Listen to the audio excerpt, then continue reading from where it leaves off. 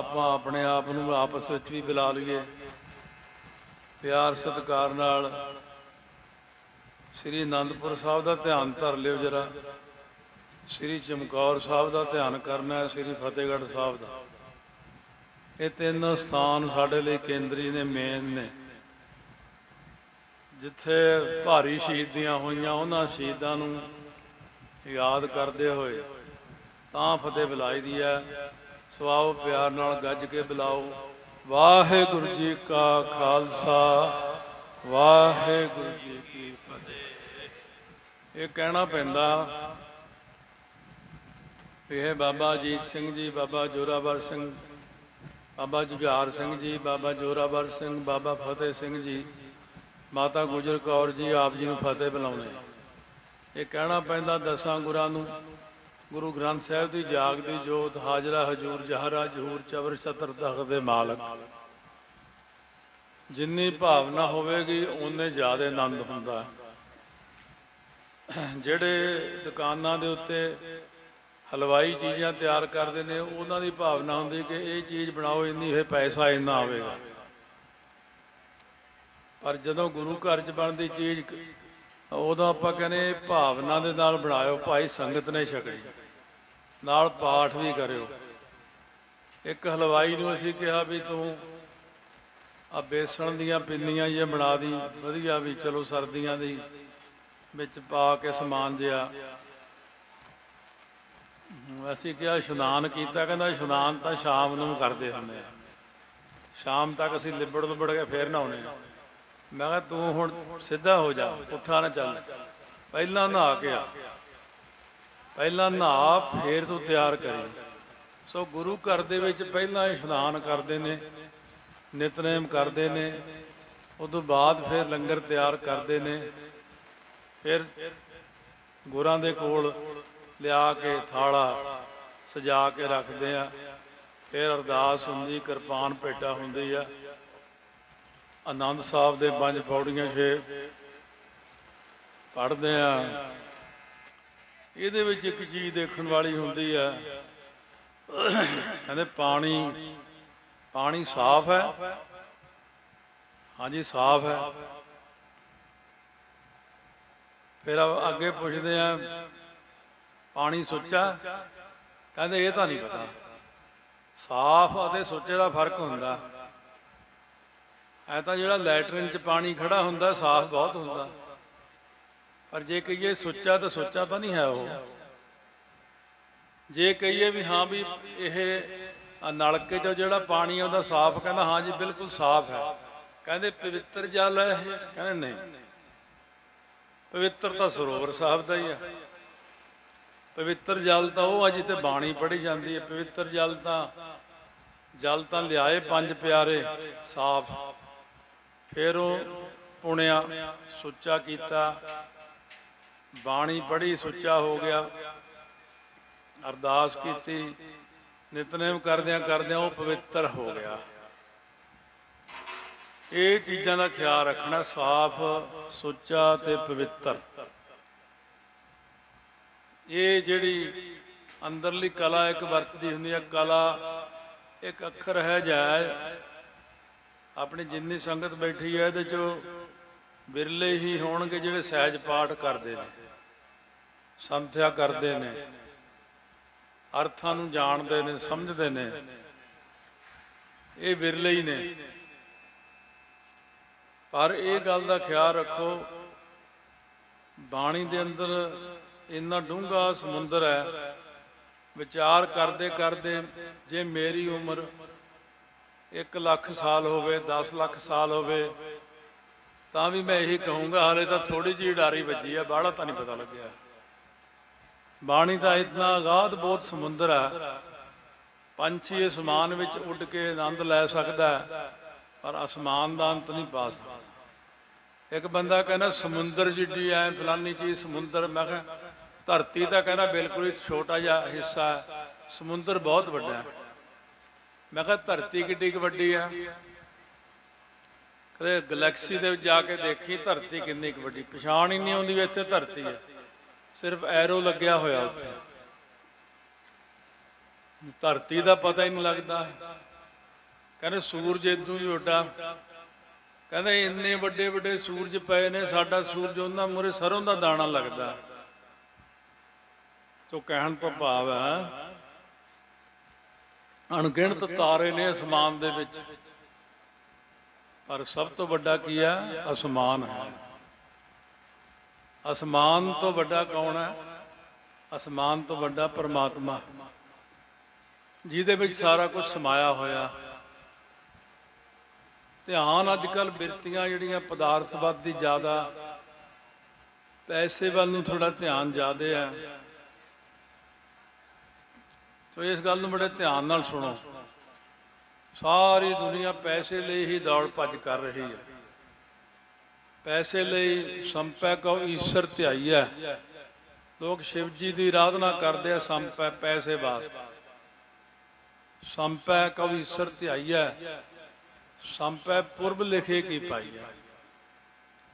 ਪੈਸਾ ਪਿਛਲੇ ਜਨਮ ਦਾ ਦਾਨ ਕੀਤਾ ਹੋਇਆ ਹੀ ਮਸਤਕ ਤੇ ਲਿਖਿਆ ਹੁੰਦਾ, ਤਾਈਓ ਆਉਂਦਾ। ਕਹਿੰਦੇ ਬੰਦਾ ਕੀ ਬਣ ਜਾਂਦਾ? ਸੰਪੈ ਕਾਰਨ ਚਾਕਰ ਚੋਰ। ਪੈਸੇ ਕਰਕੇ ਬੰਦਾ ਜਿਹੜਾ ਹੈ ਉਹ ਚਾਕਰੀ ਕਰਦਾ, ਨੌਕਰੀ। ਚੋਰੀ ਕਾਹਦੇ ਲਈ ਕਰਦਾ? ਪੈਸੇ ਲਈ ਕਰਦਾ। ਦੁਨੀਆ ਦਾ ਕੋਈ ਕੰਮ ਆਪਾਂ ਕਾਹਦੇ ਲਈ ਕਰਦੇ ਆ? ਆਇਲਸ ਕਰਨੀ ਲੋਕ ਅੱਜ ਕੱਲ੍ਹ। ਮੇਰੇ ਕੋਲ ਹੋਰ ਫੋਨ ਨਹੀਂ ਆਉਂਦੇ ਹੁਣ ਕਿਸੇ ਦਾ ਇਹ ਫੋਨ ਨਹੀਂ ਆਉਂਦਾ ਕਿ ਸਿੱਖੀ ਮਿਲੇ, ਨਾਮਦਾਨ ਮਿਲੇ।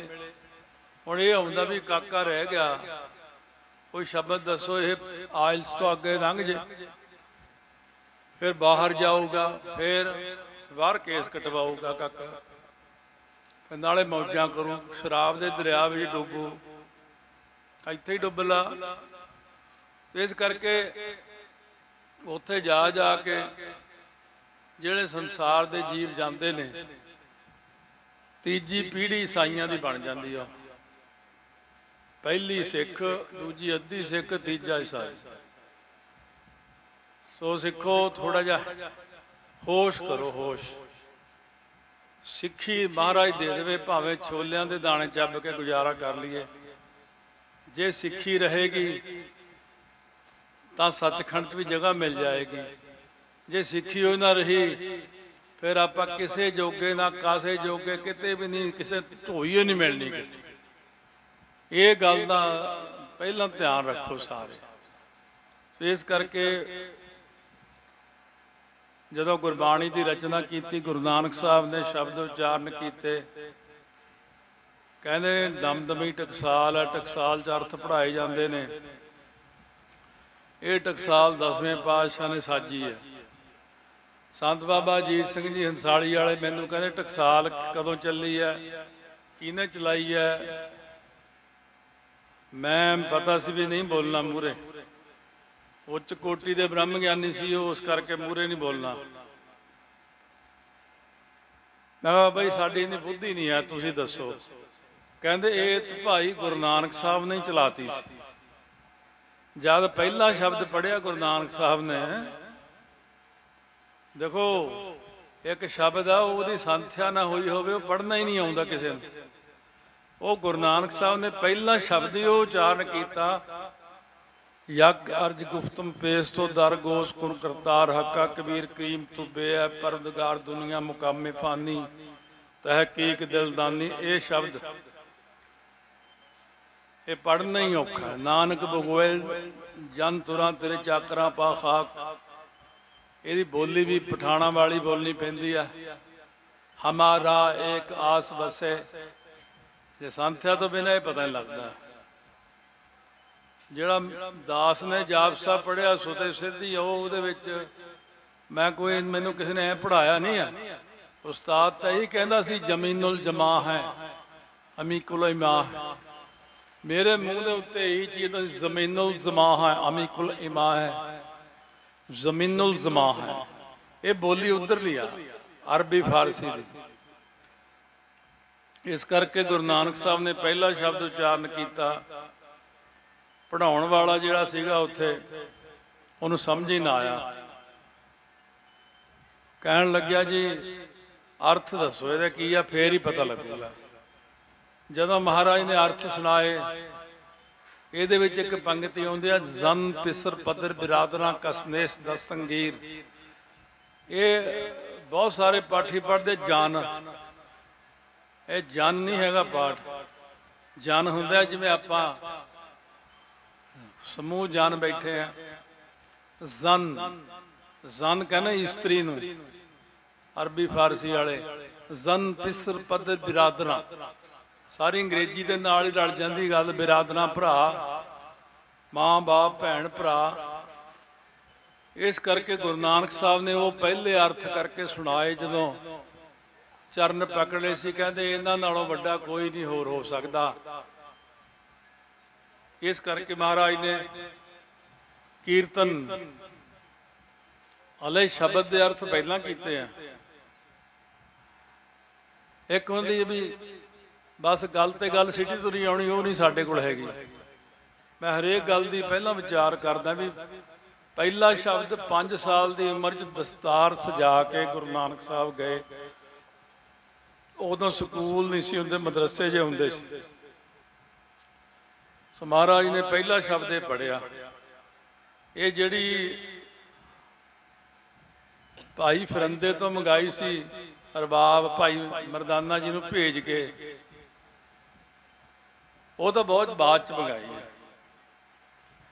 ਇਸ ਕਰਕੇ ਇਹ ਕਥਾ ਦੀ ਟਕਸਾਲ, ਕੀਰਤਨ ਦੀ ਟਕਸਾਲ ਤਾਂ ਗੁਰੂ ਨਾਨਕ ਸਾਹਿਬ ਨੇ ਆਰੰਭ ਕਰ ਦਿੱਤੀ ਸੀ।